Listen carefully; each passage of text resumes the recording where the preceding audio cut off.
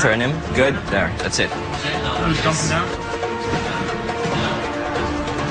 It's a little effort on my part. It's like turning a bus with Bill. For a guy my size, a move like Labai definitely has its advantages. Good. There you go. Ooh. Feels good. It's a real leverage move, which, with my history of wrestling, could work for me. Here. Oh. Can you feel that? Boom. Boom. Boom.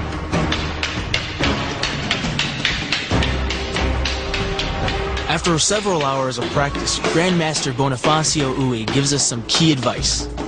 When you're hitting, don't dance. Don't dance. This is not dance studio. This is martial arts studio. Eskrima isn't just flashy stick work. It's about power. When you're hitting, you have to follow through. Now when you hit and do not follow through, then the strike is not as powerful as when you follow through. So don't dance, follow through. Nice. Nice. I splintered it a little bit. Yeah, sure. Look at that. Splintering a rattan training stick is one thing. Stepping into a fighting pit with a trained escrimador is another. Now, we're headed to the rice paddies to learn a move that dates back before Magellan. One that might give us an edge against Percival Poblete.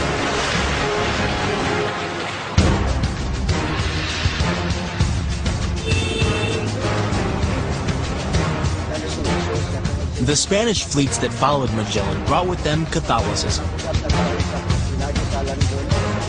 But the Philippines have always been a melting pot of Asian religions too. Which is why one of the main monuments of Cebu City is this Taoist temple. Built to commemorate the teachings of legendary Chinese philosopher Lao Tzu. It's also where we're going to learn a combination attack from Eskrima Grandmaster Joe Borsis. He makes it look so smooth.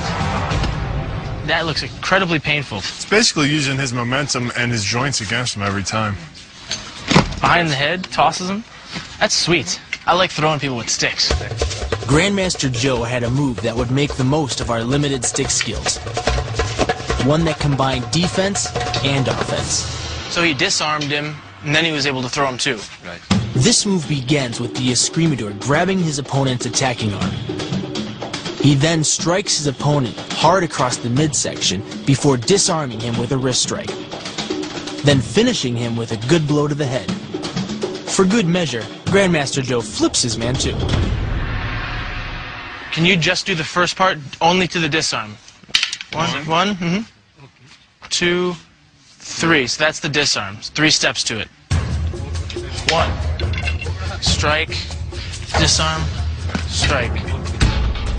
By using the twisting motion of the torso to drive the strike, the business end of the hardwood fighting stick can quickly accelerate to more than 25 miles per hour.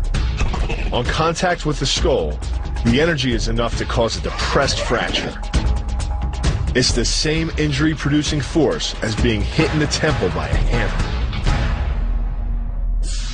Get on the thumb, turn it, strike, and here. Through the Disarm, strike. Okay. Once you strike the wrist, he has no choice but to let go, because you're basically shattering a bone. So it's wham! He lets go, and then he's at your disposal. 1, 2, 3, 4, 5, 6, 7, 8. I've had some Eskrima training, but this is masterclass level. And there was still so much to learn if I wanted to be ready to take on Percival Poblete. One day I hope to be half as good as that. Thank you. Thank you, Grandmaster. If we hope to stand a chance in the ring, we needed to learn the very foundations of Eskrima. And to do that, we need to head to the country. Perfect. Look at this thing. Maybe hop in the back. For the first part of our journey, we hopped in a jeepney. Brought to the Philippines by the U.S. military, these 1960s vintage Jeeps have been heavily modified and even turned into public transportation. You know what? This has to be the weirdest vehicle I've ever been in. This is like Jerry Garcia's personal limo. We eventually arrived at Port Cebu. From there, it was an outrigger ride to Negros Occidental. It's home to an ancient art many believe is the forerunner to modern Eskrima. It's called Kali.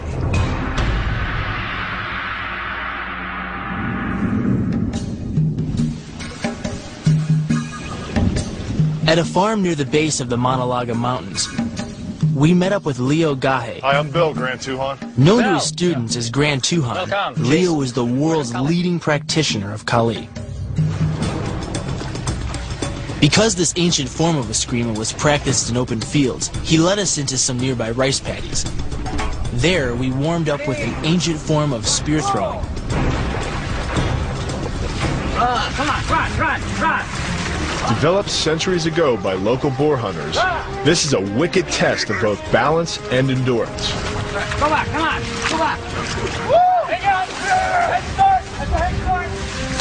Keep running, Bill. Run!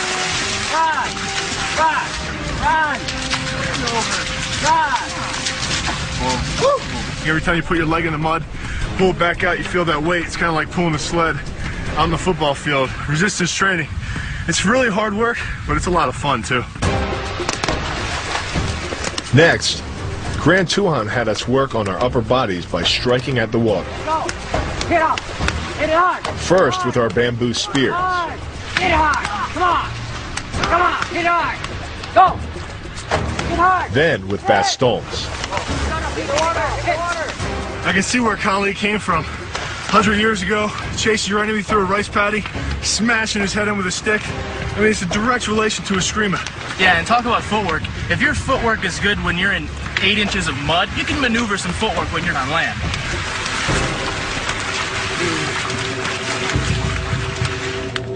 And these same Kali techniques we were practicing could have helped create modern Eskrima. Shortly after Magellan's death in 1521, Spanish conquistadors returned with more men and better weapons and defeated the local warriors. The Spanish installed Catholicism as a state religion and outlawed all indigenous martial arts.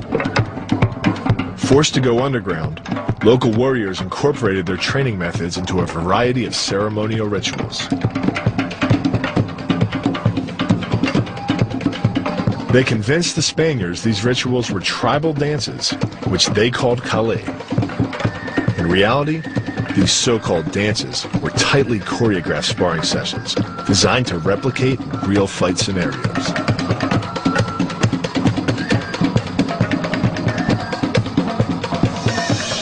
When the Spanish caught on, the Kali masters took their training out of the towns and into the rice paddies. But they didn't just take on mud. They even began battling the local livestock, which led to one of the most dangerous forms of training in all of martial arts. It's a system of wrestling maneuvers that often results in broken arms, legs, and even necks. If you're a purist like Grand Tuhan, you train the same way your ancestors did, using a 1,600-pound water buffalo as your sparring partner. How does a 1,600-pound water buffalo help with your Kali?